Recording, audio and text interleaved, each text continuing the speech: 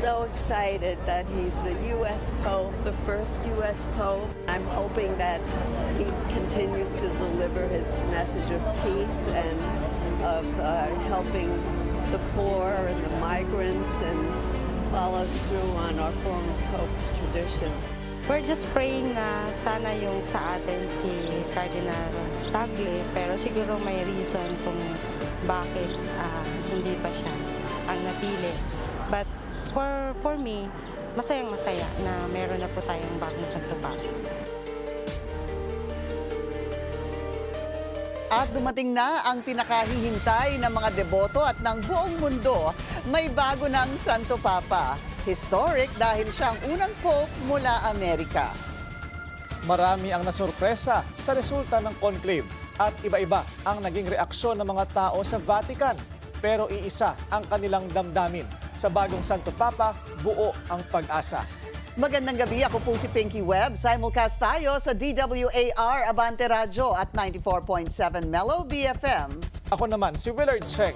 Mapapanood din tayo sa Beam TV 31, Signal Channel 24, Converge 74 at Sky Cable Channel 33. At ako naman si Corina Sanchez Rojas, nag-uulat ang live pa rin mula dito sa Vaticano. Simulan na natin ang agenda. Amerikanong Cardinal Robert Prevost, ngayon si Pope Leo XIV na. Mga Katoliko nagulat pero winelcome ang bagong Santo Papa. PBBM at ilang world leader binati rin ang bagong leader ng Simbahang Katolika. Iba pang updates mula sa Vatican, tutukan. Final stretch ng kampanya bago ang eleksyon, mga huling hirit na panunuyo ng mga kandidato, silipin. Tangkang paghahain ng impeachment complaint laban kay PBBM, pinuna ng ilang mambabatas. House Speaker Martin Romualdez, iginiit ding wala ng oras ang Kongreso para sa reklamo.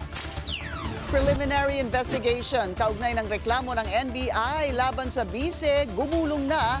VP Sara, personal na naghain ng counter affidavit. At two Ethans in one frame. Alden Richards may fanboy moment with Tom Cruise.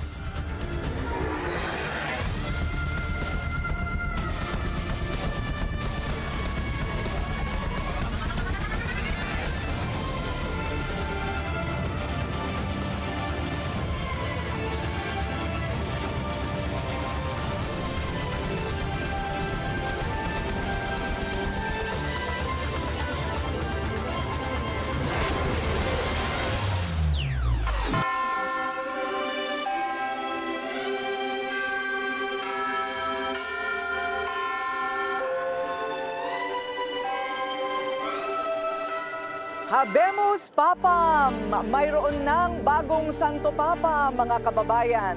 Nagsimula na ang araw na ramdam ang tila excitement kasama ang konting kaba.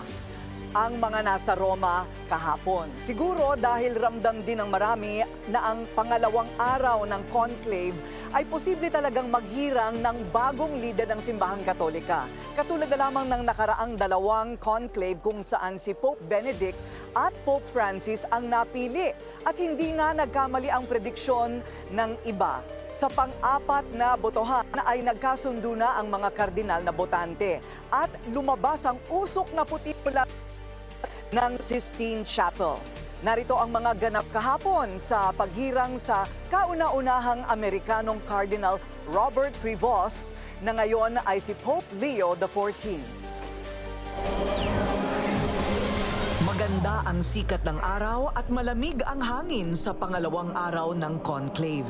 Kaya naman maginhawa pa rin ang tinatayang mahigit 100,000 katao na unti-unting pumuno sa Via della Conciliazione mula sa harap ng basiliko hanggang sa kaduluduluhan ng kalyeng ito.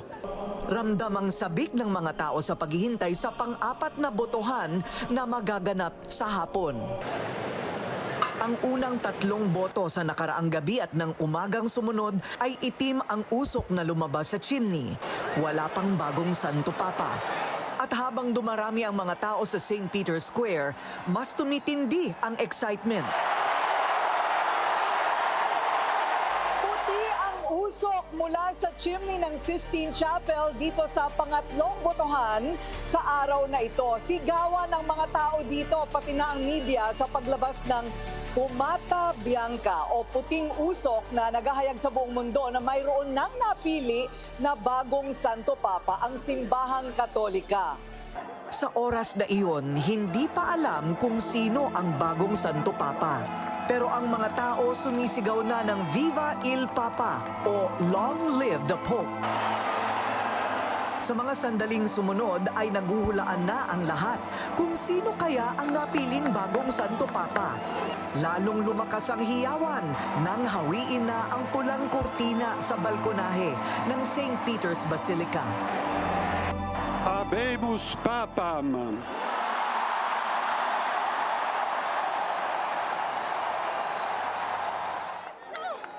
Pero tila nasorpresa ang lahat.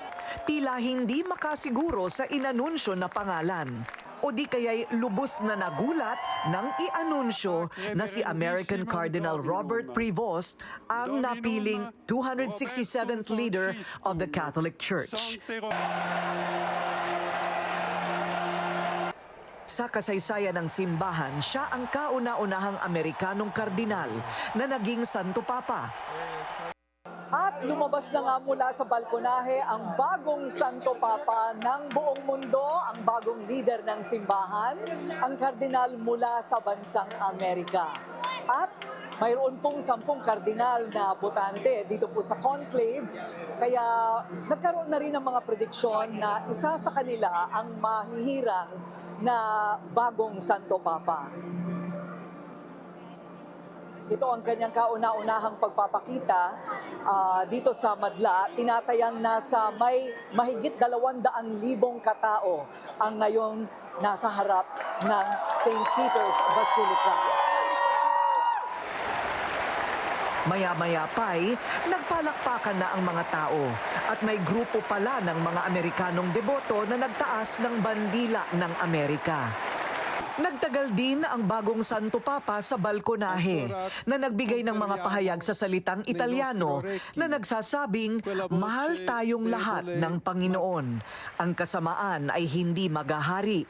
Nasa kamay tayo ng Diyos.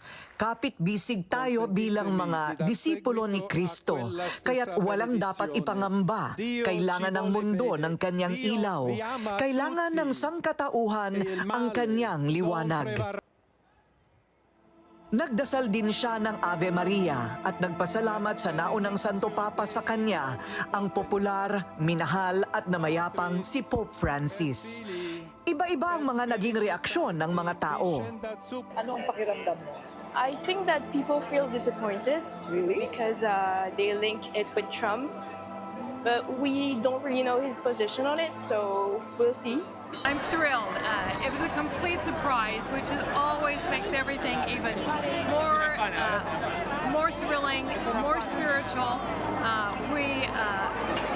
We have needed somebody to bring us more peace and more unity, and I think Pope Leo will do that. Kilala na ngayon bilang Pope Leo XIV, ang 69-year-old na Prevost ay hindi inaasahan na magiging Santo Papa dahil siya ay Amerikano. I'm so excited that he's the U.S. Pope, the first U.S. Pope, and I'm hoping that he continues to deliver his message of peace and of helping the poor and the migrants and follows through on our former Pope's tradition. Very excited, an American who's lived in Latin America. I never thought in my life I'd see an American Pope. Ipinanganak sa Chicago noong 1955, may dugong Italian, Spanish at French si Prevost, bagamat kinukonsidera siyang Peruvian-American dahil nga sanatalaga siya ng matagal sa bansang Peru bilang misyonaryo. 1982 siya na-ordain, naging bishop noong 2014 at 2023 nang itinalaga siya bilang kardinal ni Pope Francis. Isang surprise but welcome choice si Prevost ayon sa mga panayam ng media. Siya ay nakailang ulit din na nakabisita ng Pilipinas. May bisita siya para magmisa sa Pilipinas 2008 at 2010. We're just praying na sana yung sa atin si Cardinal Tagle, pero siguro may reason kung bakit hindi pa siya ang napili. But for me, masayang-masaya na meron na po tayong bagong Santo Papa. Palagay ko maganda naman kasi nga bagong papa to, galang natin pagpili at hindi sila pipili ng hindi kaloob ng Diyos. Ang prinsipyo kasi yung pagiging kaloob ng Diyos. Minsan pa lang siyang nakakausap ng media at minsan lang din magsalita sa publiko si Prevost.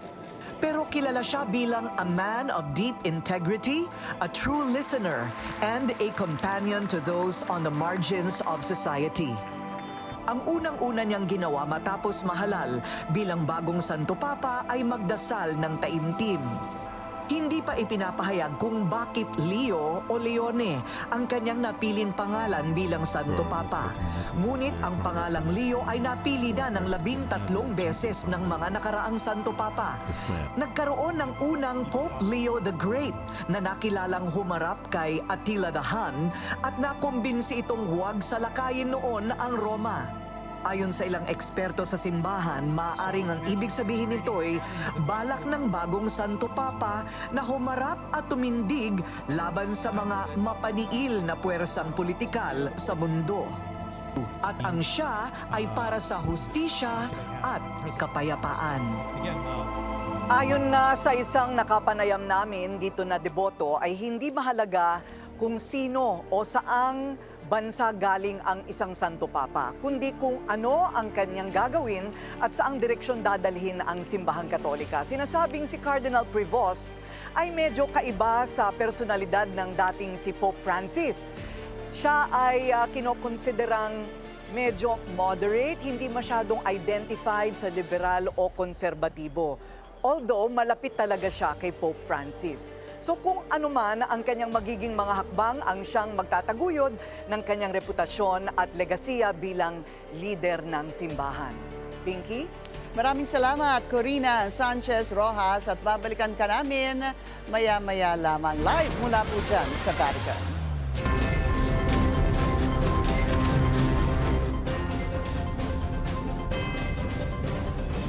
Final stretch na ng kampanya at sa 3 araw na natitira ang panawagan ng COMELEC, bantayan ang boto at huwag hayaang madungisan ang demokrasya. Narito ang agenda report ni Joash Malimbal. 3 araw na lang, ihahalal na ng mga Pilipino ang bagong hanay ng mga senador, kongresista at mga lider sa mga lokal na pamahalaan. Kaya ang Commission on Elections, full alert sa posibilidad ng pagdami ng kaso ng vote buying mula Sabado ng gabi hanggang Lunes ng madaling araw. Kapag ka maaga kang namili, maaga kang nagbigay, darating ng ilang araw, nakalimutan na yung binigay mo. So siyempre, natural yan at saka strategy yan. Kung ano yung pinakamalapit, doon mo ibigay para masigurado mong fresh na fresh sa isip ng bawat isa. Panawagan ni COMELEC Chairman George Garcia, i-report sa social media o sa kanilang official channels ang mga insidente sa kani-kanyang mga lokalidad para agad itong maimbestigahan. Maaari rin daw magsagawa ng isang citizen's arrest, oras na mahuli sa akto ang mga nagsasagawa ng vote buying. Kasabay ng matinding pagbabantay, sinisiguro rin ng poll body na plansyado na ang lahat bago isagawa ang elections 2025. Ayon kay Chairman Garcia, tapos na ang final testing and sealing ng lahat ng automated counting machines. Delivered na rin ang lahat ng mga balota sa bawat presinto at nakalatag na ang contingency measures sakaling magkaroon ng baha, pagputok ng bulkan o kahit na anong sakuna. At habang papalapit ang halalan, may mga kalakip na paalala ang COMELEC para sa mga kandidato. Bawal na ang pangangampanya pagpasok ng 12:01 AM ng May 11. Pinatatanggal ang lahat ng campaign paraphernalia, kabilang na ang mga poster, tarpaulins at flyers. Bawal na rin ang mga online campaigning tulad ng pagpo-post sa social media. Hindi po namin mapipigilan ng kahit na sino magkakalaban na mag-file ng kaso laban sa inyo sapagkat yung presensya ng mga tarpaulin, mga campaign materials na nasa mga kalsada ay simbolo pa rin ng pangangampanya. Ipinagbabawal din ang pamimigay ng sample ballots. Para sa mga botante, ipinagbabawal ang pangangampanya para sa mga sinusuportahang kandidato. Bawal ang t-shirts, nakita ang muka at pangalan ng kandidato, pati na rin ang pagsusuot ng mga campaign paraphernalia sa polling places. Pagka yung inyong kandidato o na-disqualify, o nga po, nangangampanya kayo, pero ang latay niyan, ang epekto niyan ay sa inyong mga kandidato. Sayang po lahat yung mga efforts. Andito na po tayo sa huling yugto eh. Ipatutupad na rin ang liquor ban mula May 11. Huwag na po muna tayo magiinom ngayong mga panahong ito. Pagpaliban na lang po, kung hindi man sa bahay na lang, sa inyong mga bahay, kung hindi talaga kayang mapigilan. 5 a.m. ang simula ng botohan para sa mga senior citizen, PWD at mga buntis. 7 a.m. naman ang opisyal na pagbubukas ng botohan para sa majority ng mga botante. Paalala ni Chairman Garcia, agahan ng pagboto at siguraduhing dala ang inyong mga ID bago pumunta sa inyong polling precincts. Para sa agenda, Joash Malimban, Billionaire News Channel. Todo suporta si VP Sara sa Duterte slate sa huling rally ng PDP laban. Bumida rin si Kitty Duterte sa final push ng kampanya. Narito ang agenda report ni Hannah T.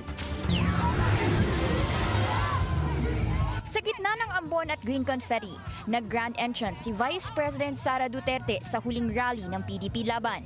Di bilang opisyal, kundi bilang botanteng may takot umano sa kinabukasan ng bansa. Anya, may mga ulat umano na sinisimulan na ang malawakang dayaan ng admin-backed slate na alyansa para sa bagong Pilipinas.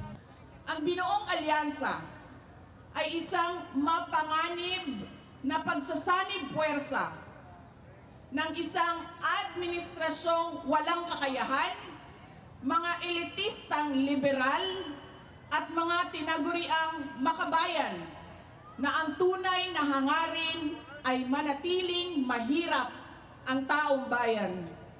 Panawagan ni VP, idiretso ang boto sa Duterte.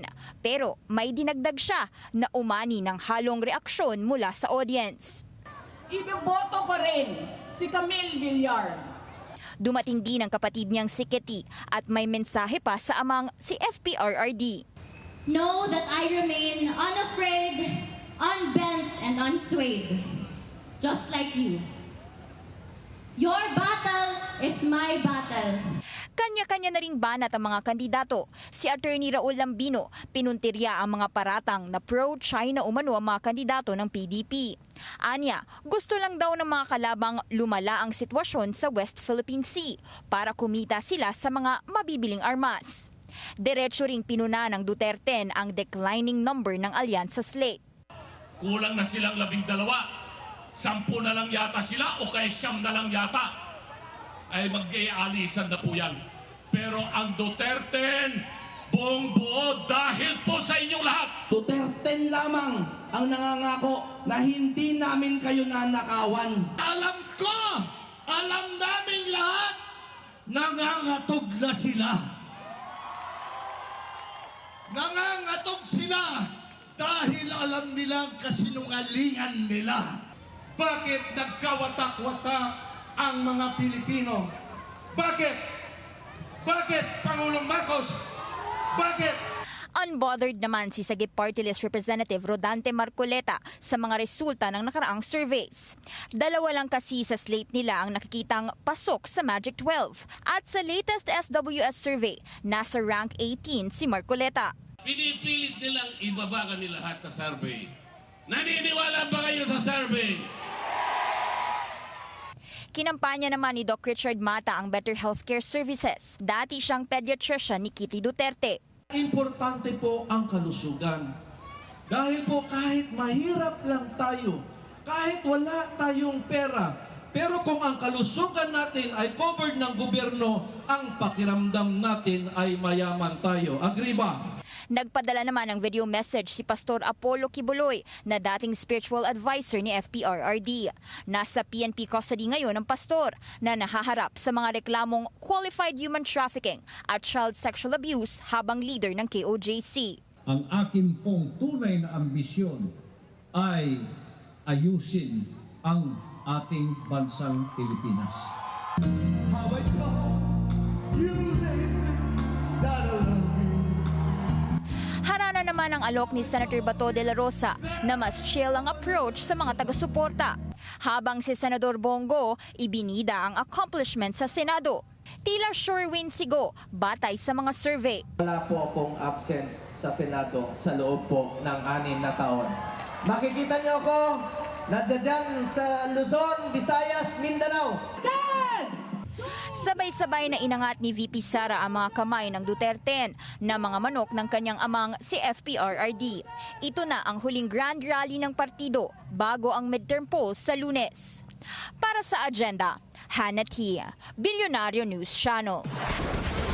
Sa Mandaluyong City ang meeting de avance ng alyansa ni PBBM, kilalang baluarte ang lugar ng isa sa mga kandidato ng administration slate. Narito ang agenda report ni Zandro Ochona live mula po dyan sa Mandaluyong. Zandro, satisfied ba yung mga alyansa bet sa naging campaign season ng administration ticket?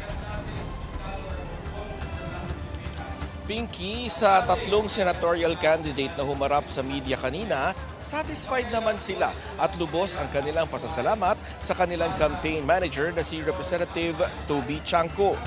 Matatandaan na tinarget na magkaroon ng 21 campaign sorties ng alyansa sa mga lalawigan pero umabot lang sa 16 na probinsya ang kanilang nasuyo. Malaking bagay rin para sa kanila na mismong Pangulo na ang nagkampanya para sa kanila. At ngayong huling araw ng kanilang kampanya, hindi rin maiwasan ang magandang resulta sa surveys kung saan halos lahat sa kanila ay pasok sa top 12. Napansin rin na tila nagpipik pa nga ang momentum sa dulo ng kanilang pangangampanya. Maraming issue rin ang kinaharap ng senatorial slate ni PBBM gaya ng pagkalas ng kanyang kapatid na si Senador Amy Marcos at ang mismong banat ni VP Sara Duterte laban sa Pangulo kung saan nahahagip din ang alyansa. Ang lahat ng mga isyong ito sinalag at nalagpasan ng alyansa. Kaya lubos ang pasasalamat ng mga tumatakbong senador sa kanilang campaign manager at sa Pangulo. Hindi matatawaran. No? Kahapon, pinaabot ko kay Congressman Toby Chanco, yung aming campaign manager, ang akin, on behalf of the other candidates, at least sa akin, sabi ko, pakiabot lang yung taos-pusong pasasalamat kasi I've never experienced, I've never seen, no? or experienced yung suporta na ginawa o ginagawa ni Pangulong Marcos sa slate ng alyansa. No, imagine risking his own security, no? Dumadalo, even open areas, nandun siya, vulnerable yung kanyang physical security, pero nandun pa rin siya. And he stayed with us all the way, from start to finish. When we started in Lawag, last February 11, nandyan siya. Hanggang mamaya, sa meeting de avance na huli o pagtatapos ng aming rally, yung sama-samang rally, nandyan pa rin siya. Malaking tulong yung Pangulo mismo ang kasama namin sa mga rallies. Kasi tingnan nyo lang yung resulta sa mga surveys. Majority noon, 1 to 8, 1 to 9, minsan 1 to 10 pa. Pasok na karamihan miyembro ng alyansa. So what does it tell you? Sabihin, magaling magkampanya yung Pangulo because majority ng kanyang nasa line-up ay pasok. I believe that God has His ways. He knows what timing He wants. Those who will win on Monday and will have the votes of the people will definitely be ordained by God. Walang mananalo doon na hindi ginusto ng Panginoon na manalo. Kaya tingin ko kung gano'n ang trajectory ng alyansa, salamat sa Panginoon. Pinky, dito sa Mandaluyong, ang baluarte ni dating Mandaluyong City Mayor Benhur Abalos na bahagi ng alyansa, ginaganap itong kanilang meeting di avance at inaasahan din na dadalo rito ang Pangulo. Pinky. Maraming salamat, Zandro Ochona, live mula po dyan sa Mandaluyong. Wala ng oras. Yan ang giit ni House Speaker Martin Romualdez kaugnay ng tangkang paghahain ng impeachment complaint ng Duterte Youth laban kay PBBM. Tinawag naman itong baseless publicity stunt ng isang kongresista. Yan ang agenda report ni Sandro Ochona. Nakahanap ng kakampi si PBBM mula sa Makabayan Block sa Kamara. Sa isang pahayag, tinawag nila na desperate diversionary tactic ang tangkang paghahain ng impeachment complaint laban sa Pangulo para protektahan at hindi panagutin ang pamilya Duterte mula sa mga isyong kinakaharap nila. Kinwestiyon din nila ang timing ng paghahain ng reklamo ni na Duterte Youth Party List Chair Ronald Cardema at asawang si Ducel Marie. Malinaw daw na kalkulado ito para ilihis ang atensyon ng publiko mula sa impeachment case ni VP Sara Duterte. Tinawag din nila itong theatrical attempt at publicity stunt dahil alam na rin naman daw ng mga Cardema na walang sesyon ngayon ang Kongreso. Mismong si House Speaker Martin Romualdez aminadong wala na silang oras sa impeachment. Wala natin session right now, so not much can be done, di ba? At sa alam ko po, yung SecGen's office there, naka-seminar sila ngayon. So, we have to wait for the proper time to consider that. Pero what can you say about the timing po? Well, that's, I really don't know. I don't know what inspired them, but hayaan mo na lang sila. Para naman kay Deputy Majority Leader Representative Paulo Ortega, personal niyang poprotektahan si Pangulong Marcos mula sa anyay walang basihan at malisyosong pag-atake. Political gimmick lang daw ito upang ilihis ang atensyon sa ginagawang nation building ng Pangulo. Ipinagtanggol din ng alyansa candidates ang Pangulo. Tingin ko boss, wala na eh. Pero karapatan naman ng lahat, di ba? Kahit sino, kahit ikaw, if you want to file an impeachment complaint. Ang medyo nagtataka lang ako, sabi ko parang ala ng oras. Yun na nga, kasi bakit kailan mag-i-eleksyon na? Di ba? So distraction siguro, o ano man. Samantala, ayon kay House Secretary General Reginald Velasco, sarado ang kanyang tanggapan dahil sa Strat Plan Seminar at balik trabaho sila matapos ang eleksyon sa May 13. Para sa agenda, Zandro Ochona, Billionario News Channel.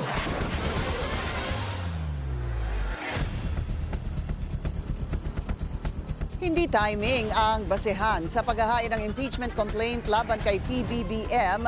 Yan ang giit ng Duterte Youth Party List na nagtangkang isumite ang reklamo kahapon, 4 na araw bago ang midterm elections. Ayon sa chairperson ng grupo na si Ronald Cardema, kumpiyansa naman siyang mananalo ang partido. Kaya wala raw sa timing ang motibo. Hindi ni-receive ng mga tauhan ng SecGen ang complaint kahapon dahil wala raw si Secretary General Reginald Velasco. Nire-raise natin na nakalagay sa rule book ng Rules of the House of Representatives, it is the office of the Secretary General who will receive. Klarong-klaro, hindi naman sinabing it is the Secretary General himself who is required to receive.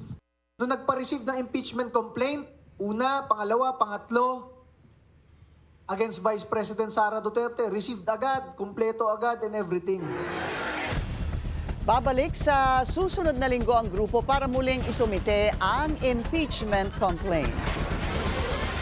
VP Sara naghain ng counter affidavit laban sa reklamo ng NBI. Susunod yan sa agenda.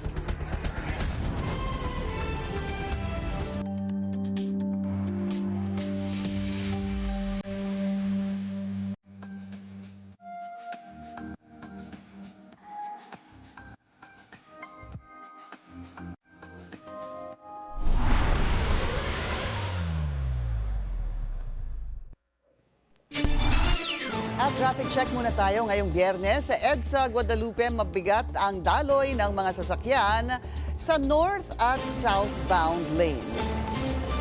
Gumulong na ang preliminary investigation kaugnay ng reklamong grave threats at inciting to sedition na sinampa ng NBI laban kay VP Sara. Sumipot mismo ang bise sa tanggapan ng DOJ para isumite ang kanyang counter affidavit. Ang detalye sa agenda report ni Hannah T.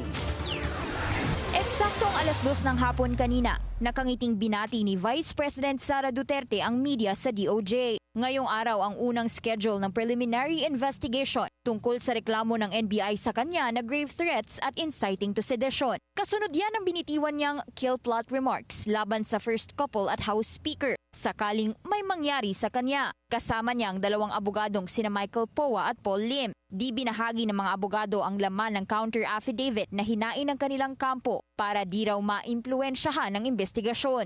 Consistent lang naman po ang ating Vice President. Parati naman po niya sinasabi noon na haharapin naman talaga niya sa mga tamang venue, no, yung mga binabatong mga accusations laban sa kanya. Naglalahad na nga ng mga kanyang mga dahilan kung bakit dapat hindi na ipagpatuloy at ibasura na lamang yung mga paratang, yung mga reklamo laban sa kanya. Maaasahan naman daw na susundin ng prosecution arm ng gobyerno ang due process sa kaso ni VP Sara ayon kay Justice Secretary Jesus Crispin Remulla. We respect the office. That's the most important. Una nang sinabi ng DOJ na pagkakataon ni VP Sara linisin ang kanyang pangalan kapag sumipot siya sa investigasyon. Siya ang first Vice President na reklamo ng NBI. Sa May 16, pinapatawag ulit si VP Sara pero ayon sa kanyang mga abogado, di na raw niya kailangang sumipot doon. Para sa agenda, Hannah T. Bilyonaryo News Channel.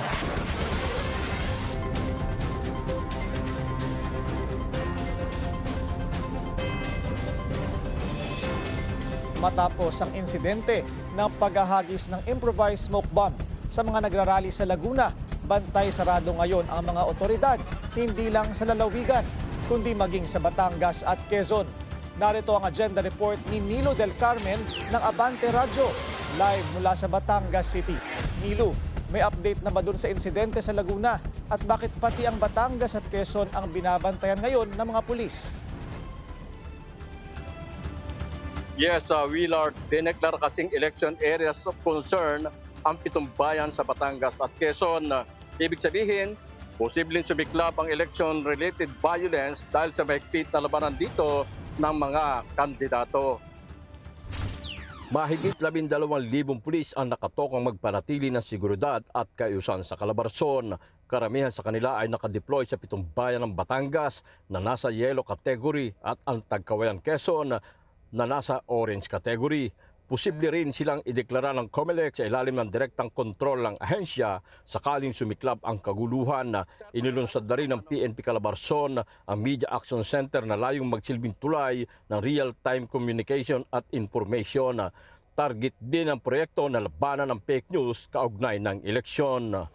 Ilalabas na rin ng Pro Calabarzon ang resulta ng investigasyon nila kaugnay sa kaguluhang sumiklab sa kilos protesta sa harap ng Laguna Provincial Capital Extension. Kahapon ng umaga, nangyari ang gulo matapos may maghagis ng improvised smoke bomb.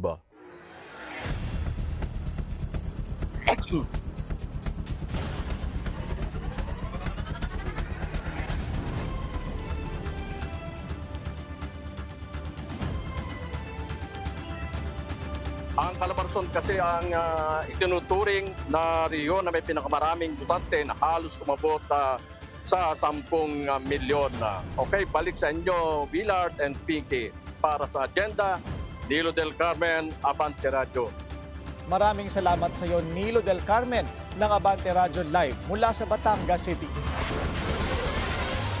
Defense Secretary Gibo Teodoro muling bumanat sa China. Susunod yan sa agenda.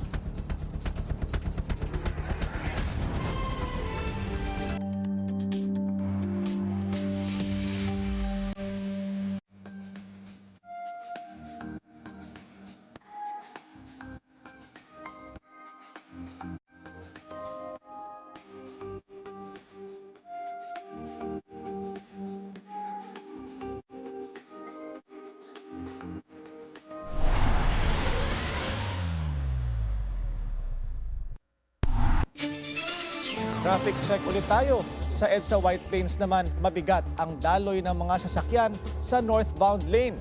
Moderate naman ang southbound lane.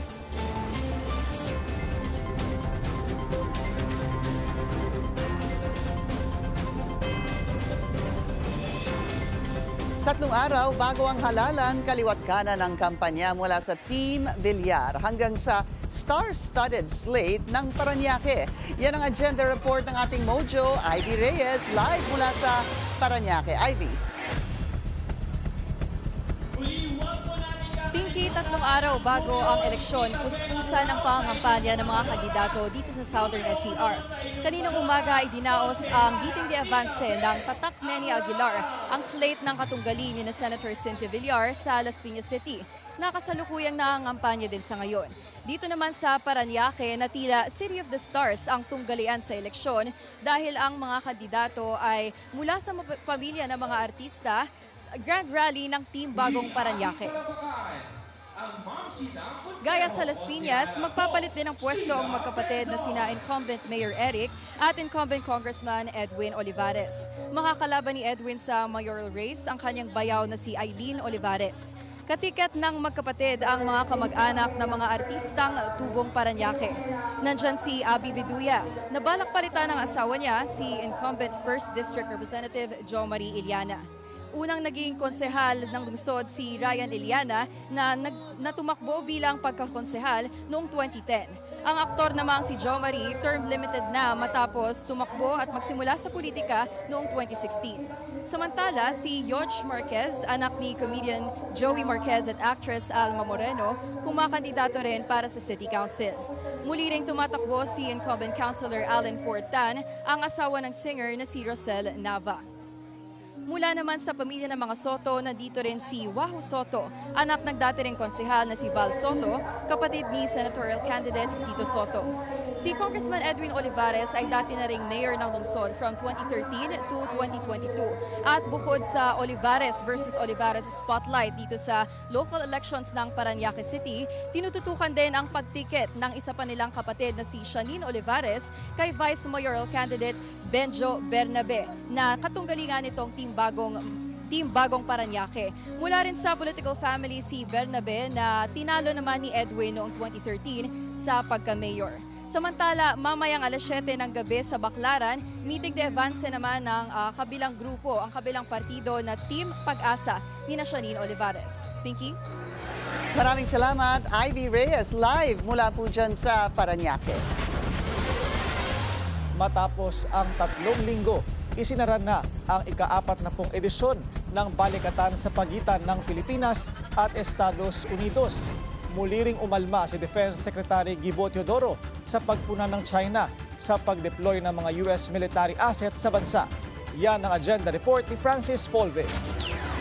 By virtue of the authority vested in me as the Chief of Staff of the Armed Forces of the Philippines, I hereby declare Exercise Balikatan 40-2025 officially closed. Formal nang nagtapos ang Balikatan Exercise 2025 sa pagitan ng mga tropa ng Pilipinas at Amerika. Ginanap ang closing ceremony sa Camp Aguinaldo sa Quezon City na dinaluhan ng mga opisyal, kabilang si US Ambassador to the Philippines, Mary Kay Carlson. This is the first time Balikatan has included such a simulation, demonstrating our alliance's ability to deliver peace through strength. Tampok sa nagdaang drill ang pagsasanay sa skill sa himpapawid, sa karagatan, sa lupa at cyberspace. Kabilang dito ang Integrated Air Missile Defense, Counter-Landing Live Fire Exercise, Maritime Strike at Maritime Key Terrain Security Operations, Multilateral Maritime Event, Humanitarian Civic Assistance at Cybersecurity. Una ring ginamit sa taunang exercise ang Modern Weapon System ng Amerika tulad ng Navy Marine Expeditionary Ship Interdiction System o NEMSIS at Marine Air Defense Integrated System o MADES na kayang magpabagsak ng low-flying aircraft, kabilang ang drone. Muli namang pumalag si Defense Secretary Gilbert Chodoro sa pagpuna ng China sa pag-deploy ng American military assets sa bansa. Wala silang pakialam doon. Bakit sila nagdi-deploy din sa ibang mga lugar? Ano sa akin kung magalit sila?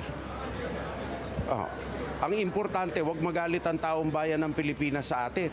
Nagkomento rin si Chodoro sa panibagong insidente ng pambubuli ng China. Pinakahuli ang panghaharas sa Navy ship ng Pilipinas sa Bajo de Masinloc. I'm not alarmed and I'm not surprised. Sinasabi ko na matagal na. Pakikibaka ito. We have to expect those things to happen. And it is a choice. Do we left or right? Left. Sinabi ko kanina, there is a price to pay for freedom. Ngayon, ano ang price? Kung magdesisyon tayo na madali, apis capitulate. Ngayon, kung tinatawag natin ang sarili natin na republika at makasarinlan, stand up. Nasa stand up tayo. Ang cost nun, mangyayari ito. Ang cost naman, pag hindi tayo tumayo, kalimutan na natin yung kinabukasan ng ating mga anak. Pati na sa umano'y effort ng China para mangialam sa eleksyon sa Lunes. Kasi ang China talagang may interest na pakialaman ang eleksyon dito. Obvious na obvious yan. At nakikialam naman talaga yung mga yan kasi nasa DNA nila yan. Ano ibig sabihin? Iyan, China, 1949, pinanganak yan sa revolusyonaryong pamamaraan. At isang mission statement ni Mao Zedong is to spread revolution worldwide. Continuous revolution. Kaya 45 million ng mga Chinese nangandamatay din sa patuloy na revolusyon at ng eksperimento nila. So nasa sa kanila yan talaga. Gusto nila talaga palawakin ang impluensya. Ipinagmalaki naman ng balikatan exercise na mas dumami pa ang mga bansang sumali sa International Observers Program sa joint drill ngayong taon. Umabot ito sa 16, kabilang ang Brunei, Czech Republic, Canada, UK at Vietnam. It is with great pride that we welcome also the other participants who have come for the first time. For instance, Japan has already increased their number of participants, and we are looking forward to having more of the participants from Australia and Japan. Sa pagtatapos ng Balikatan 40-2025, hindi pa malinaw kung mananatili sa bansa ang mga bago at modernong weapon system ng Amerika na ginamit sa joint drill. Pero maaasahan daw ang mas malaki at mas intense na war games sa susunod na taon. Para sa Agenda, Francis Polbe, Billionario News Channel.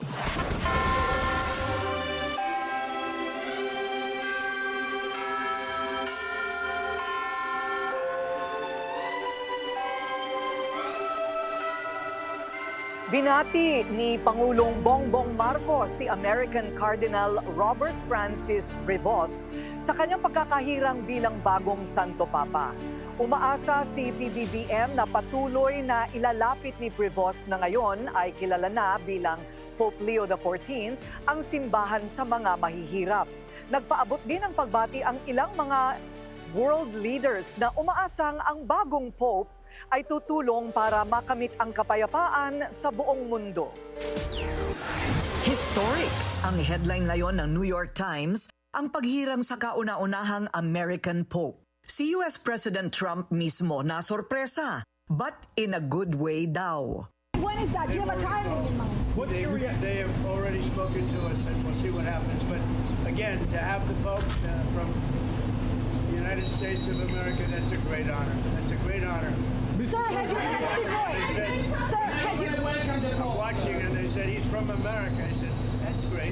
A momentous day naman daw para sa mga Katoliko ang pagpili sa bagong Pope.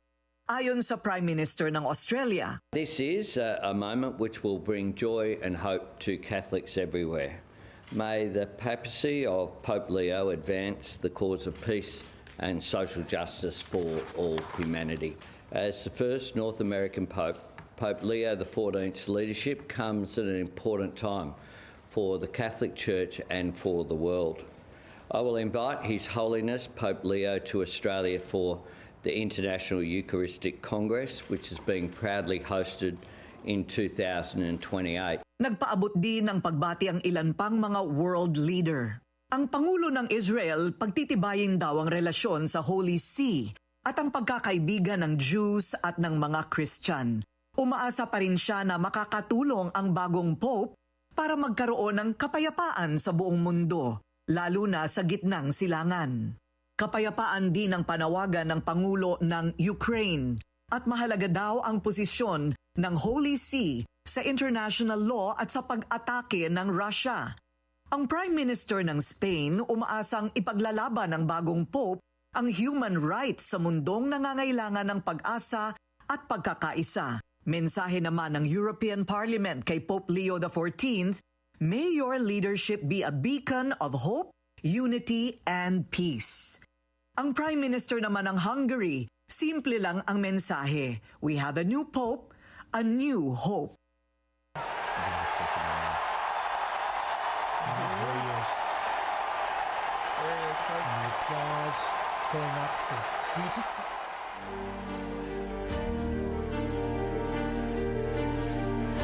At Pinky Willard, tulad ng nakaraang conclave kung saan si Pope Francis ang nahirang na Santo Papa, napakabilis gumawa ng mga negosyante ng iba't ibang mga souvenir para sa mga deboto at para sa mga turista na kanilang maibabaon. Sa pagkakataong ito, may makikita ka ng mga t-shirts at iba pang mga souvenir para naman kay Pope Leon or Pope Leo. Pero unang-una na pinag-aagawan ay ito at pinipilahan po ito ay ang dyaryo na nagbibigay ng anunsyo tungkol sa bagong Santo Papa. Ito ay pinipilahan. Pinamimigay lamang, pero pinipilahan. At ang kabuuan ng mababasa dito, at mag-uuwi ako ng kopya para sa inyong dalawa, ay puro tungkol sa kasaysayan ni San Pedro na kauna-unahang Santo Papa ng Simbahang Katolika. Puro tungkol kay San Pedro itong nasa loob, kasaysayan, at para bagang pinaaalalahanan ng buong mundo kung ano ang posisyon at ano ang kahalagahan ng isang Santo Papa. Huling pahina na lamang ng dyaryo ang tungkol naman kay Pope Leo. Ayan. Sa ating pagbabalik ay makakausap naman natin si Ambassador Myla Grace Makahilig na siyang Philippine Ambassador to the Holy See na personal na nakilala itong bago nating Santo Papa. Corina, thank you dyan sa magiging pasalubong mo sa amin ni Willard. Si Willard ay tuwang-tuwa, pati na rin siyempre ako. Maraming salamat. Corina Sanchez Rojas, babalikan ka namin maya-maya lamang live mula po dyan, of course, sa Vatican. May hiling naman si House Speaker Martin Romualdez sa bagong Pope, bumisita muli sa Pilipinas. Ayon po kay Romualdez, malaki at mahalagang simbolo sa mga Pinoy ang pagbisita ng Santo Papa dahil nagpapatibay ito ng pananampalataya sa Diyos. Tiniyak ni Romualdez na buong suporta ang ibibigay ng Pilipinas kay Pope Leo. Noong 2015, milyong-milyong Katoliko ang dumalo sa misa na isinagawa ni Pope Francis sa bansa. Bago maging Santo Papa, bumisita na rin si then Bishop Robert Prevost sa Talisay City, Cebu noong 2004. Election spending, gaano nga ba kalaki ang ambag sa ekonomiya? Susunod yan sa Agenda.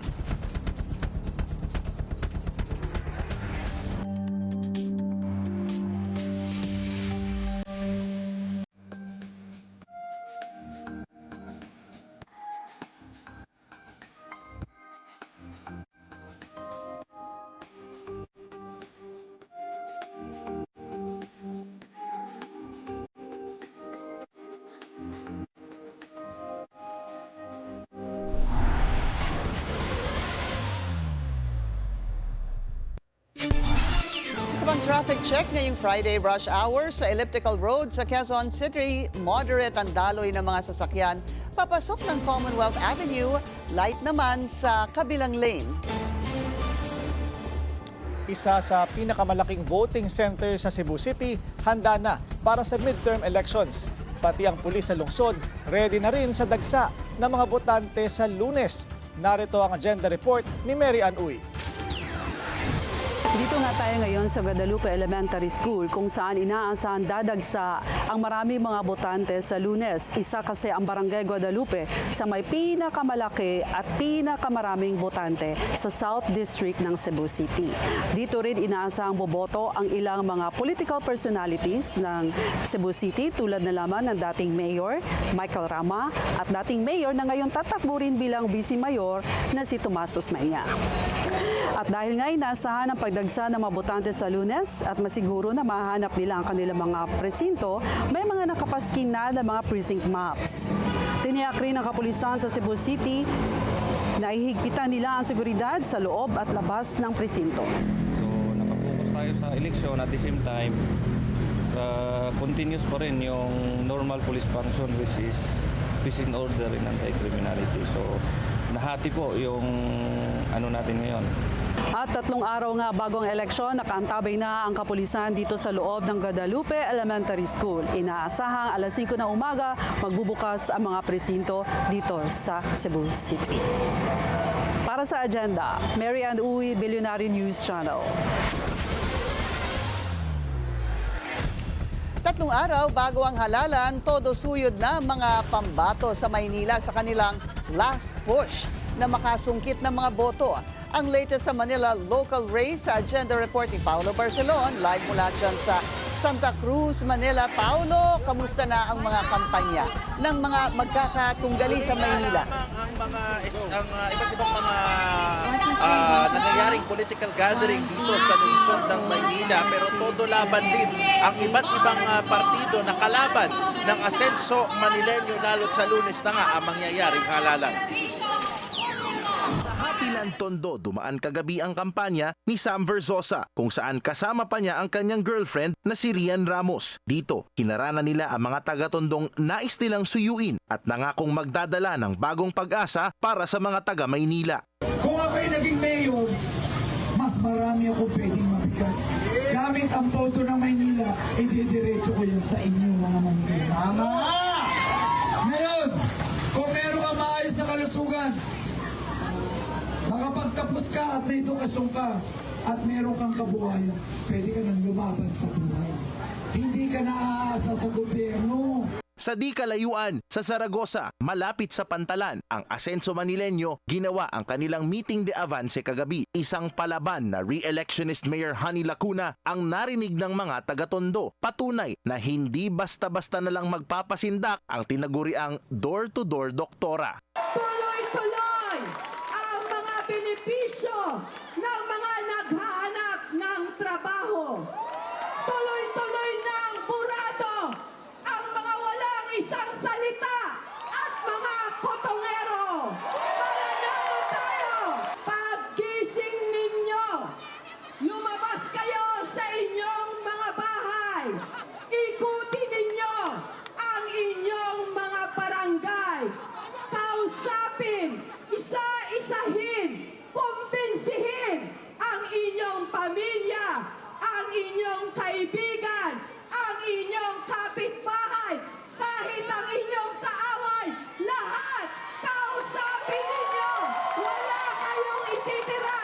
Mananalo tayo. Ngayong gabi, District 3 at 4 ang target na suyuin naman ng Asenso Manileño. Si Yorme Isko naman tila nagbiro sa social media. Sa City Hall na daw ba mag-aabang ng puting usok sa Lunes? Yan ay matapos na madalaw siya muli ng isa pang national candidate, si Las Piñas Representative Camille Villar, na iniendorso rin ng Yorme's Choice. Si Villar ay isa lamang sa 3 mga iniendorso ni Dumagoso sa Maynila, kabilang sina re-electionist Senator Francis Tolentino at Sagip Party List Representative Rodante Marcoleta.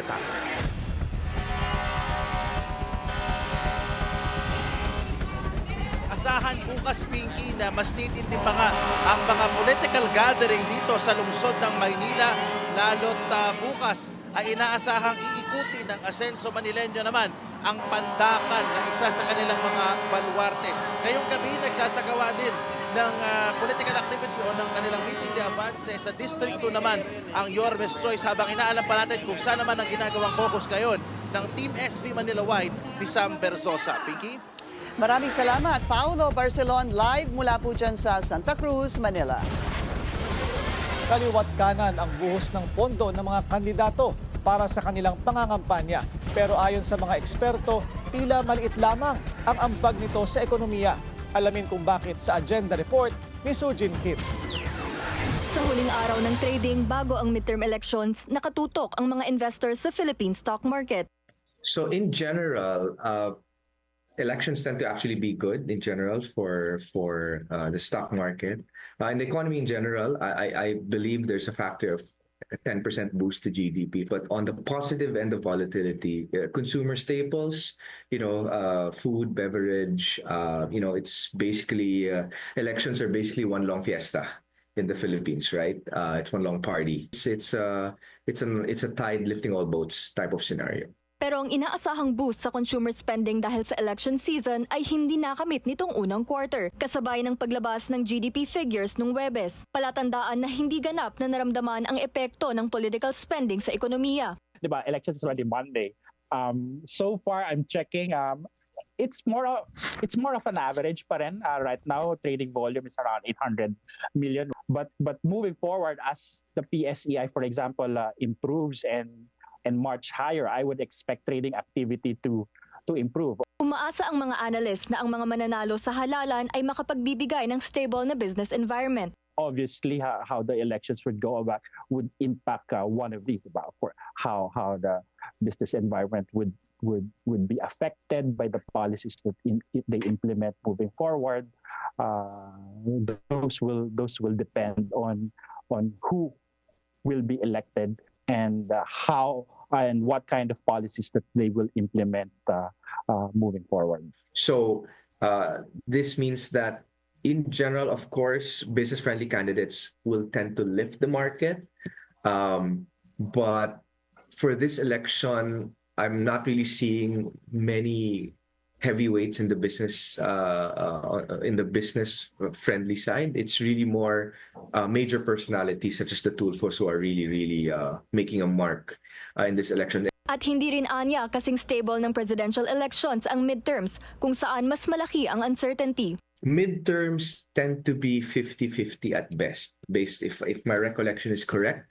Midterms tend to be more 50-50, and I think that's more due to the fact that obviously presidential elections carry more weight. Pero may mga senyales ng posibleng pagbuti ng sentiment kung magpapatuloy ang paglakas ng piso. I expect more foreign funds to come in, and the primary reason for that is the exchange rate.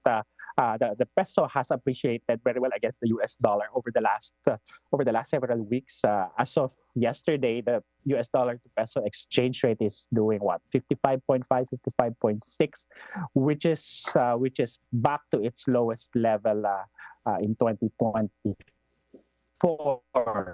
Ayon sa mga eksperto, maaaring magkaroon ng sell-off o consolidation sa susunod na mga araw dahil na rin sa external uncertainties. Para sa agenda, Sujin Kim, Billionaire News Channel. Buhay na naman ang issue ng Enlisted Men's Barrio o EMBO sa pagitan ng Taguig at Makati. Pinabuksan ng Korte Suprema ang mga health at daycare center para magamit ng mga residente, pero pumalag naman ang mayor ng Makati. Kumuha tayo ng update sa agenda report ni Andrea Salve, live mula po dyan sa Taguig. Andrea.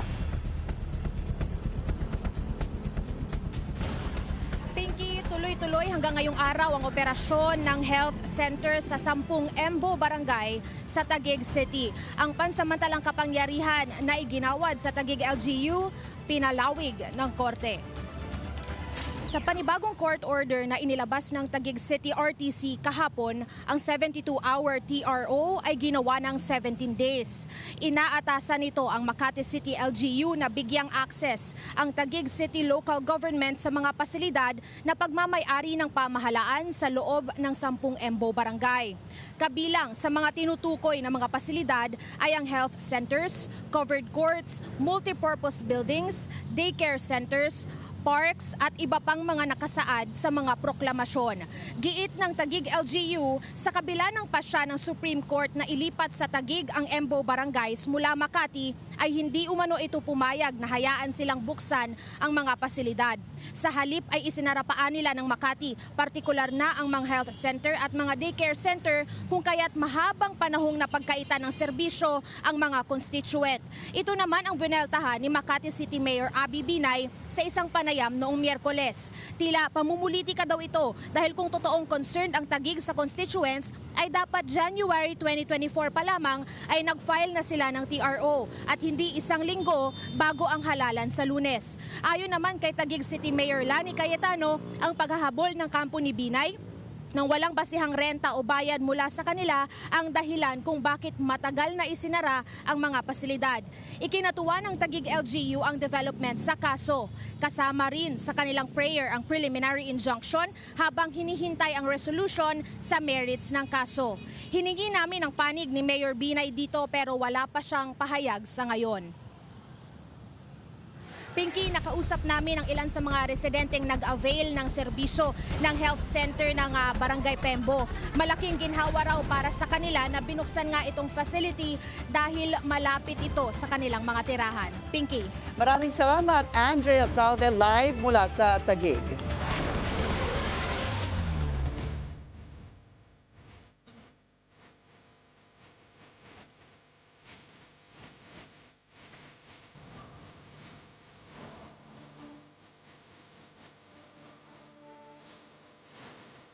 Two-way fight sa pagkaalkalde sa Caloocan City ang magkatunggali si incumbent Mayor Along Malapitan at si dating Senador Antonio Trillanes. Narito ang agenda report ni Pierre Pastor live mula sa Caloocan. Pierre, ano ang mga isyung mainit na pinag-uusapan dyan? Yes, Willard, pangunahing issue na ibinabato kay incumbent Mayor Adele Malapitan ay itong pagiging miyembro niya sa isang political dynasty. Samantalang kakulangan naman sa kaalaman tungkol sa local issues ang ibinabato kay Antonio Trillanes. Sa ngayon, hindi pa rin malinaw kung sino ang maaring lumabas na mayor sa vote-rich Caloocan. Target ni Trillanes na wakasan ang political dynasty sa lungsod. Pero ayon sa mga taga-suporta ni Malapitan, solid ang Caloocan sa kasalukuyang administrasyon. Malapitan. Ay, maraming nagagawa niyang mga gaya ng hospital, tapos mga sa City Hall. Yan, gumanda rin ng Caloocan Mayor Oka Malapitan po. Sa pagiging po niya rito sa as businessman po sa 10th Avenue po. Okay naman po yung mamamalakad ni Mayor. And then sa community po, nakikita na po namin na okay po yung mga project po niya katulad po ng street light.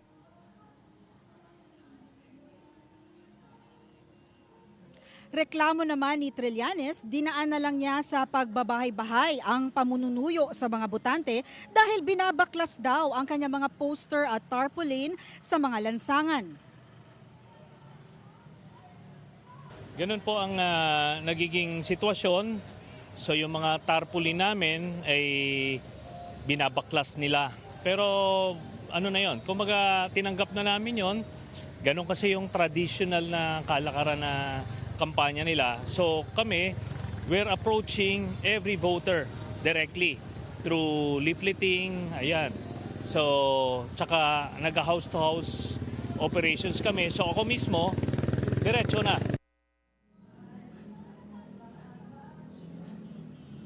Mula 2013, si Oscar Malapitan ang mayor ng Caloocan City.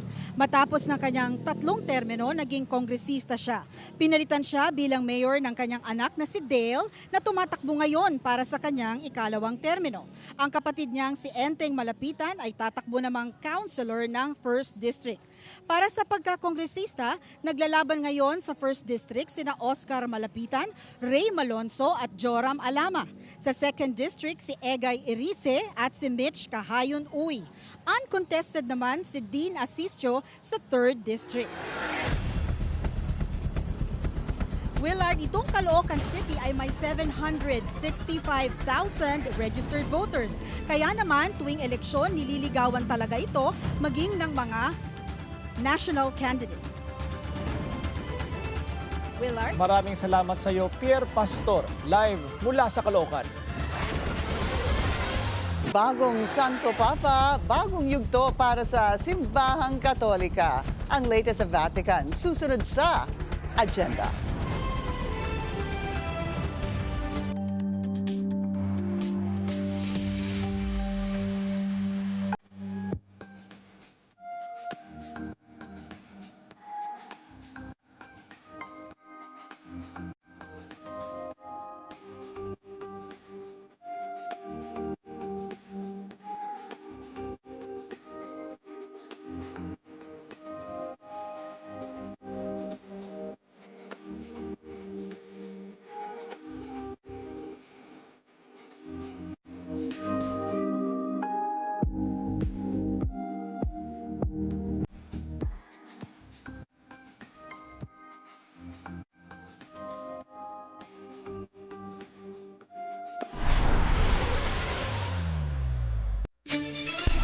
Traffic check ulit tayo ngayong Friday rush hour. Sa EDSA Mega Mall, bumper to bumper ang northbound lane. Moderate to heavy naman ang southbound lane.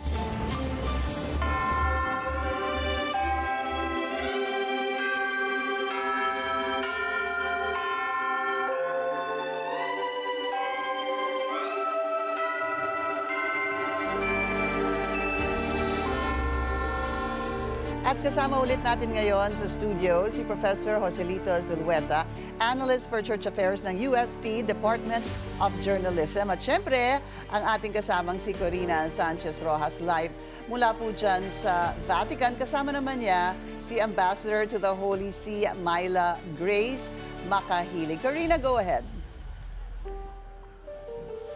Thank you, Pinky. Kasama nga natin si Amba Myla, Philippine Ambassador to the Holy See. Pag sinabi po ninyo Ambassador to the Holy See, ano pong ibig sabihin nun? Kasi ang Batikano ay hiwalay sa Roma. Yes po. So basically, we're representing the Philippines to the Vatican city-state. And at the same time, since Vatican is also the seat of the Catholic Church. So hiwalay po siya from our other embassy to the Italian Republic and other states under its So jurisdiction. ang sakop po ninyo ay ang yung mga seminarista, mga nag-aaral maging pare. In terms of the Filipino community, so ang aming constituents are basically the Filipino priests, nuns, and seminarians who are based here in Italy and primarily those in Rome. 3 taon na si Ambassador dito at sabi nga niya kung ano ang maaaring mangyari sa loob ng isang termino ng Ambassador to the Holy See, nangyari na nga dito sa kanyang pamamalagi sa Italia ng 3 taon. So napansin din po ninyo, Amba, o guni-guni ko lang ba na noong binanggit po yung pangalan ni Cardinal Prevost, parang hindi makakibo ang madla, ang tao, parang hindi alam kung ano ang magiging reaksyon, kung nagkamali ba sila ng dinig, parang napansin din po ninyo yon. I think dalawang rason din. Sa area namin, there was general surprise, I would say. One, probably because ang pagpakilala, of course, was in Latin, which is ang proseso ng Vaticano. Second, si Pope Leo, o si Cardinal Prevost, very well known within the church. Sa general public, possibly hindi siya ganon kakilala. He's a member of a religious congregation before. Actually, nag-head siya ng Order of St. Augustine. So, probably in that circle. But for the general public, medyo hindi pa ganun ka very well known. Ayun. Pero ano po ang inyong pagkakakilala dito kay Cardinal Prevost na ngayon si Pope Leo? Meron po kayong personal na enkwentro sa kanya? I actually had a one-time encounter with him in one of the private gatherings with the Order of St. Augustine, which is located, ang curia nila, just within our compound. So it was a lunch with one of the Filipino members of the congregation. And I found him very low-key, very quiet. But I think ang character will show through as he progresses in his pontificate. That is possible because naalala ko noon, Pinky, Professor, noong unang hinirang si Pope Francis, hindi rin inakala, hindi siya kasama sa listahan ng papabili. Parang tahimik, pero habang naglalaon, lumalabas yung personalidad niya. So ang sinasabi nga nila, itong ating bagong Santo Papa, medyo seryoso, pag ngumiti, hindi mo makikita ang ngipin tulad ni Pope Francis. Pero malay natin, baka masanay na rin siya sa pakaway-kaway at pangiti-ngiti. But saan po ninyo siya makakategorya? Liberal o konserbatibo? Actually, I wouldn't want to speculate. But I think I would count on his being an Augustinian and probably he'll stick to the Augustinian way of life. So one of the key things that they would really work on is yung unity and fraternity. So along those lines probably ang lalabas. Ayun. Okay, pero malapit din po siya sa Santo Papa, hindi ba? Kay Pope Francis. Mahalaga ang kanyang naging role o posisyon dahil kasama siya sa mga nagbibigay ng payo kay Pope Francis kung sino ang magiging obispo or bishop. Tama po ba? Yes po, he was prefect of the dicastery for bishops. Na isang responsibilidad nila is in vetting those that will be appointed as bishop state. Right. Okay, so ano naman po ang inyong sagot sa mga Pilipino? Bakit hindi si Cardinal Tagle? Akala namin si Cardinal Tagle na. Sa totoo lang, Pinky, kami rin kinikilabutan noong mag-aanunsyo na akala din talaga namin si Cardinal Tagle. Oo, kaya napanganga din kami noong ibang pangalan ang lumabas. Okay, paano po ninyo sinasagot yung mga Pilipino dito? I think we should look at it na hindi siya just like any regular election no, na boboto tayo, highest number, etc. Ang pagpili po ng Santo Papa is the work of the Holy Spirit. Dinadasal natin, and ang basic na dasal natin is that the cardinal electors are given the blessing, the guidance to choose kung sino ang best fit for the times. Kasi we also do not expect na yung Santo Papa should be a carbon copy of the predecessor or mga ibang papa na nagdaan na. But he has to be somebody na maging Pedro, maging Saint Peter for our times kasi nag-iiba din naman yung circumstances. Yes, it was a meteoric rise from being cardinal only in 2023 at ngayon biglang naging Santo Papa. Kaya sabi ko kay Amba, baka talagang iniatang ng langit itong planong ito na isang Amerikanong Papa ang kanyang ibinigay sa atin. So huli na lamang ito, Pinky, mababa ang turnout ng botohan para sa eleksyon dito sa sakop ni Amba. Bakit po ganon? Sabi nga po ninyo, 25% lamang ang naging boto para sa Philippine elections dito po sa inyong embahada. So far, we still have a couple of days to go before the final day of voting. Pero I think for the Vatican, nagkakasabay-sabay ang daming ganap. So if we recall, this is Jubilee year. Then the umpisa ng voting, overseas voting happened sa Holy Week. Actually, it started on Palm Sunday. So for mga taong simbahan, that's quite a busy period. Then right after ng Holy Week, nangyari naman si Pope Francis. So that could probably explain it. And then you also have to consider we have just shifted to a new system of voting. We're doing online voting for this round. So I guess there's also a learning curve that our voters need to surmount na ano.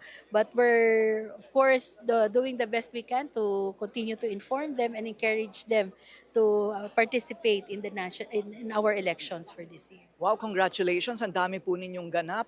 Nairaos po ninyo ang lahat ng mga nangyari po dito sa Batikano, sa loob ng napakaikling panahon. Congratulations, Habemus Papam. Habemus Papam. Ayan, so Pinky, Habemus Papam sa inyong lahat dyan. Viva il Santo Papa. At ako'y magpapasalamat lamang sa ating team dito, si Paolo Villasan, ang ating shooter, Maricel Burgonio mula sa TFCN, Erwin and Arvin Gray, at ang aming mga piloto at syempre Arma Avendaño Bacar na kasama ko sa lahat ng aking ginagawa kahit hindi trabaho.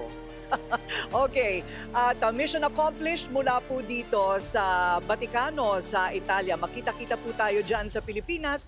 Ako po si Corina Sanchez Rojas live mula dito sa Batikano, sa Italia. Pinky? Thank you, Corina Ambassador. Maraming salamat din po sa inyo. And Corina, we await your return. At sa team mo dyan, maraming salamat. At syempre dito din sa team natin. Maraming salamat. Have a safe trip back home. Alright, balikan po natin dito ngayon ang isa pong regular na sa ating coverage hinggil sa Pope, si Professor Joselito Zulueta. You know, yesterday when we were talking, I remember you were telling me na, magtatagal pa to. Bakit nyo naisip yun? At bakit sa palagay ninyo, medyo naging mabilis ang botohan? Kasi 4 lang 4 rounds of voting. I was thinking that it would take longer because the cardinal electors would really look for somebody who would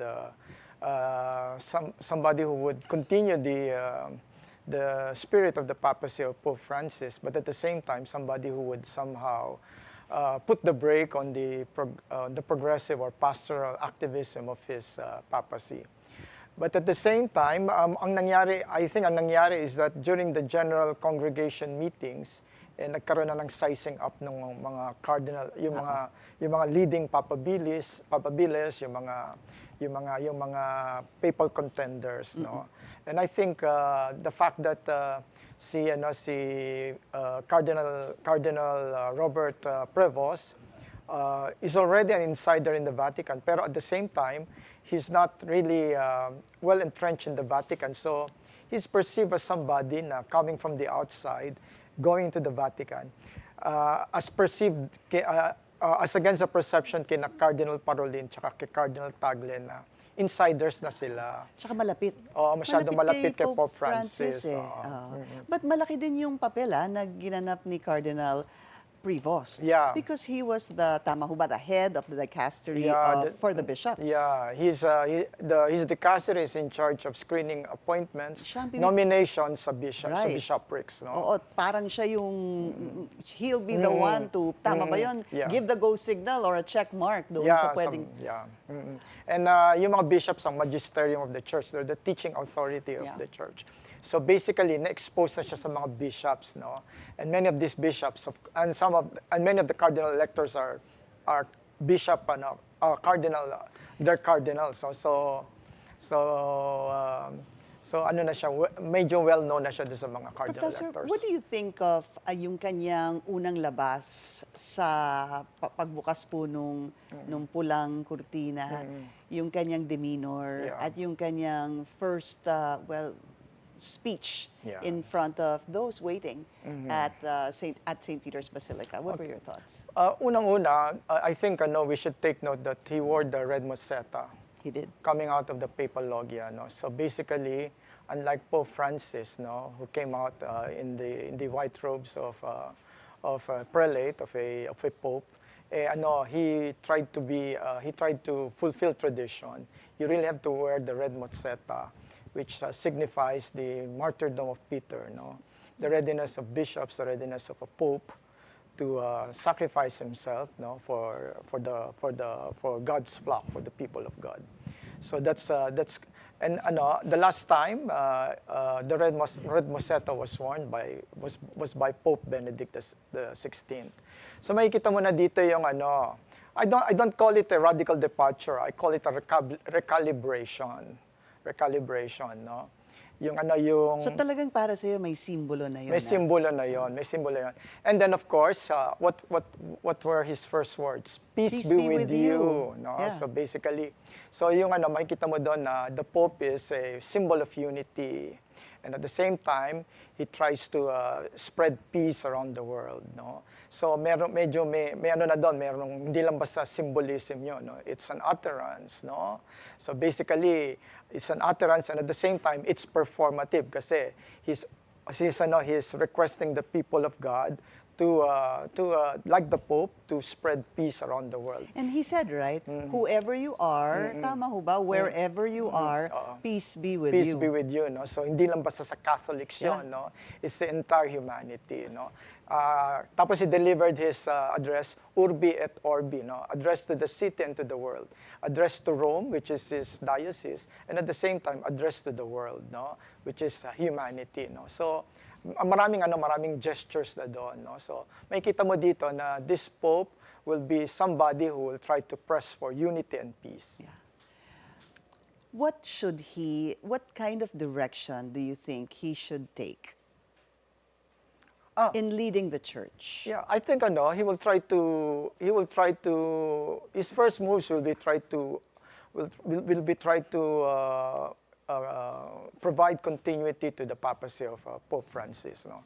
So he's a missionary, and like Pope Francis, no, he tries to reach out to the peripheries, no. So he will continue with the pastoral reforms of Pope Francis, pero at the same time, he will be trying to complement yung pastoral progressivism ni Pope Francis with orthodox doctrinal clarity, with the orthodox doctrinal clarity that we saw from the previous papacies of John Paul II and Pope Benedict rather. XVI. oo. What were your thoughts about him when you? Kasi never siya. As a last question na lang po, never siya naging front runner. But you were telling me a while ago that in one of your articles, you actually discussed him. Why? Bakit siya napasok sa inyong peripheral even? Pope Francis was the first pope from a religious order in almost 200 years, more than 150 years. No, so the last religious pope was Pope Gregory XVI. No, 1830s, I think. So what did we see in the papacy of Pope Francis? The rise of the religious orders. No, before Pope Francis, medyo suspect kasi yung mga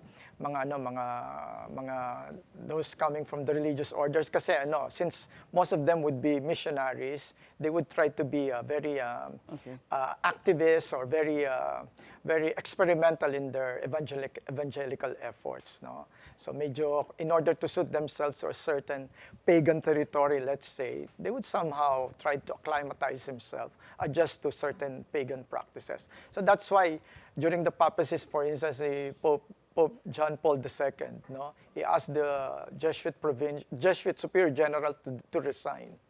No, kasi nga masyadong nagiging experimental, avant-garde yung mga Jesuits. No? Pero yun nga, with Pope Francis, you saw the rise of the other religious orders. No, we have yung may mga African bishop na Capuchin friar na naging cardinal. You have Pete Saballa is a Franciscan talagang patriarch of Jerusalem. And then you have Cardinal Prevost. Si Cardinal Prevost we have to correct the notion na he's the first American Pope, no? He's the first United States Pope. Pero I think what would be more proper is that he's the second Pope from the Americas. Kasi we should consider yung continent ng North and South Americas, Americas. Dapat the US, no? Oo. And there's a resistance again, a historic resistance against an American cardinal becoming a pope. But this was somehow checked by the fact that si Cardinal Prevost, although U.S. born, has mainly worked in the missionary territories of Peru, Latin America and Asia and Africa. Nag-African mission siya. And then he became a Peruvian citizen. So kaya nga sabi, tama ba? Dual. So dual siya. So ngayon, I think that tamed the resistance against him as an American cardinal becoming pope. No, so I think he has the best of both worlds. No, we always talk about the pope coming from the global south, or we need a pope that will relate to the global south. But here is a pope coming from the northern hemisphere, relating to the global south. So the best of both worlds. Professor Zulueta, so good to have you. And I'm sure this will not be the end. We'll still be talking about the Pope dahil kakaumpisa lang po. Maraming salamat po sa inyong oras. Thank you.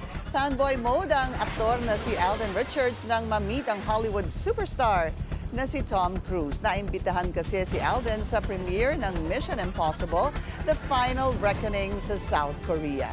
Sa pinost niyang video, makikitang nasa red carpet silang dalawa at nag-shake hands. Mahaba-haba rin ang kanilang pag-uusap at nagyakapan pa.